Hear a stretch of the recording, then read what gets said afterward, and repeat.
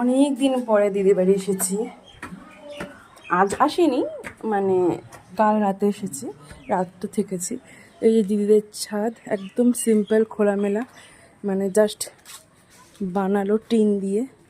আর এই পাশে ভাঙ্গা চোরা যে সমস্ত পাথর টাথর আছে, ওয়ালটা ভেঙেছিল তার জন্য এই ওয়ালগুলো, পাথরগুলো।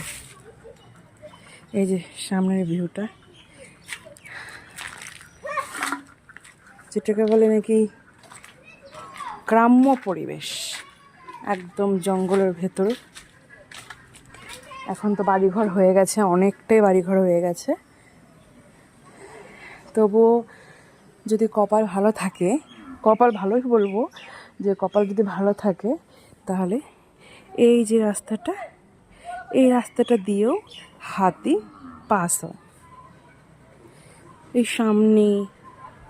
সামনে এই সমস্ত জায়গায় হাতি দাঁড়িয়ে থাকে।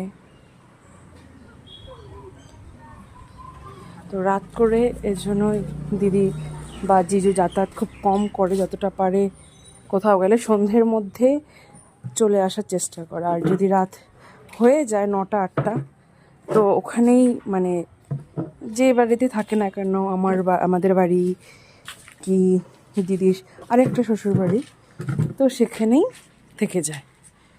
কারণ রাত করে এখানে খুব একটা সুবিধা নয়।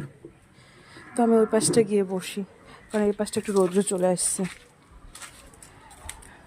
হাওয়া আসছে হালকা হালকা, বাট ভালো লাগে এই জায়গাটা।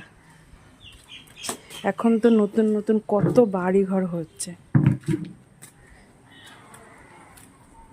এই সমস্ত জায়গা ফাঁকা ছিল, এইটা ওটা, এখন সব টিন দিয়ে দিয়ে বাড়ি হয়ে গেছে। একটু এখন বসলাম, এখন একদম চিপকুশ মাথা হয়ে গেছে, সুতোটা খুলে গেছে। একটু বসে তারপর নিচে চলে যাব।